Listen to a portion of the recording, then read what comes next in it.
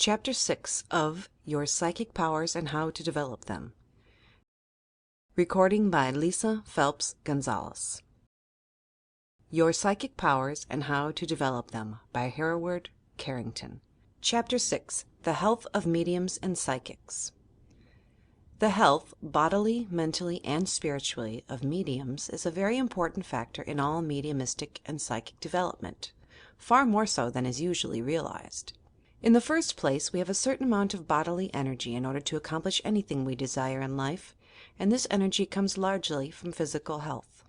Mediums have found to their cost that the production of phenomena, especially of the physical order, is at times a very exhausting process, and unless they keep themselves in good bodily health, they discover that they become run down and nervously exhausted, in which case they render themselves subject to insomnia, depressing mental emotions, and if this gets worse, to obsession and even greater dangers and difficulties.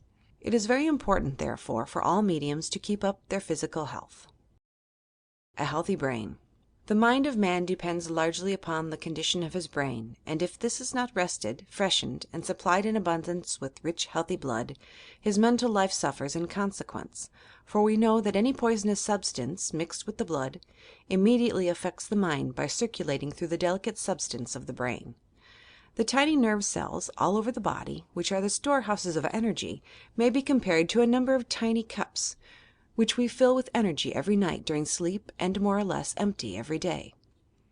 Our duty is to keep these little cups brimful, and if we allow them to become too emptied, so that nothing is left, we run into danger of nervous exhaustion, neurasthenia, etc.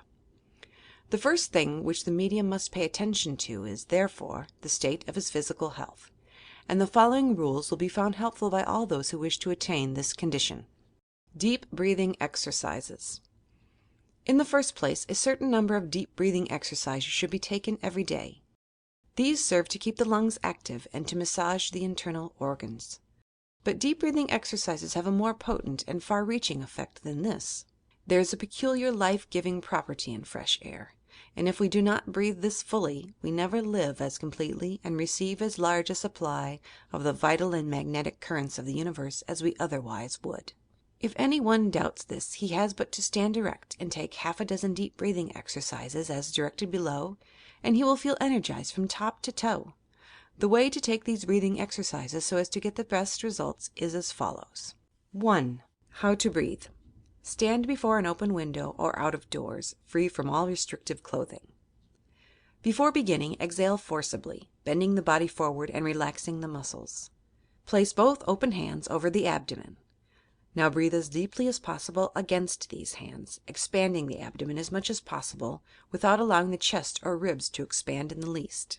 In other words, breathe with abdomen only. After you have done this 5 or 6 times, place both your hands against your ribs on either side. Now breathe in deeply, pressing out the ribs, but without allowing either the abdomen or the upper chest to expand. After you have done this 5 or 6 times, place your hands on the upper chest, just below the neck, and breathe with this portion of the lungs, without allowing either the ribs or the abdomen to expand. At first you will find it very difficult to control your breathing, limiting it to these parts of the lungs, but this will come with practice, and it will be shown later in Chapter 41 how important these breathing exercises are, when the psychic side of the breathing exercises is understood. The Psychic Complete Breath. After you have mastered these 3 separate steps, you will be enabled to take what is known as a complete breath. That is, one which expands first the abdomen, then the ribs, then the upper chest. You should by this time have such control over your breathing that you are enabled to do this in 3 distinct stages, or merge them together into one as you wish. In all these breathing exercises, the back of the nasal passage should be relaxed, and you should breathe through the nose, never the mouth, as though you were smelling a flower. If you do this and relax inwardly, you will find that the air strikes the back of the throat before it is felt at all, and you will never notice the air in the nose itself. Practice this every day until you become proficient. The best way to ensure this is to close the lips while keeping the teeth separated, then throw down the under portion of the jaw. Developing exercises. 2. A certain amount of exercise should be taken each day. The particular character of exercise, which will be found beneficial for the maintenance of health, also for development of psychic and mediumistic gifts, are those which develop the vitality of the inner organs about the waistline. Bending exercises of all kinds are especially useful. Large muscles are not required for good health, but energy and endurance are. The following 4 exercises will be found very helpful in this connection. A. Stand erect, raising both arms over the head as far as possible. Raise yourself on your toes and, at the same time, stretch upwards with the fingertips as far as you can, as though trying to lengthen yourself. B. Stand as before, arms raised over the head. Now bend forward and try to touch the floor with your fingertips without bending the knees. Again, raise yourself up to a standing position very rapidly. This is a well-known but very useful exercise. C. Stand as in exercise B and bend the body sideways from the waist as far as possible. First to the left, then to the right. Make this motion as rapid as you can.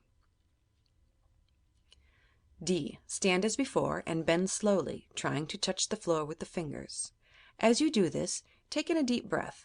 The purpose of this exercise is to compress the liver from above and below at the same time, and this massage will prove very helpful.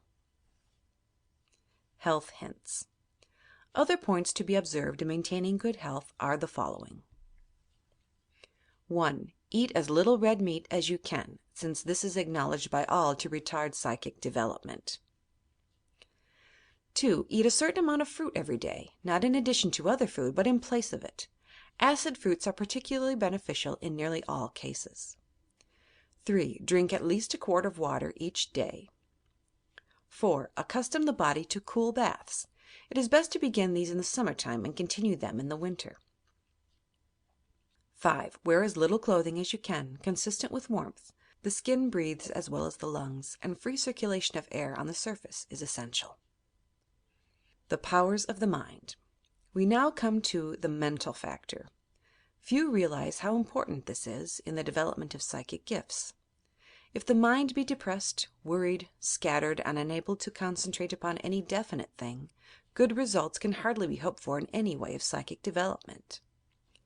Many psychics can obtain good results for individual sitters, but as soon as they make a public appearance they fail more or less completely. We can hardly doubt that the reason for this is their apprehension for the results, fear they will not succeed, etc. This prevents all free communication. It shuts the doors of the soul, as it were, against any outside influences. In order to be receptive and sensitive, we must have a free mind and give ourselves up wholly to those forces and vibrations which play upon us.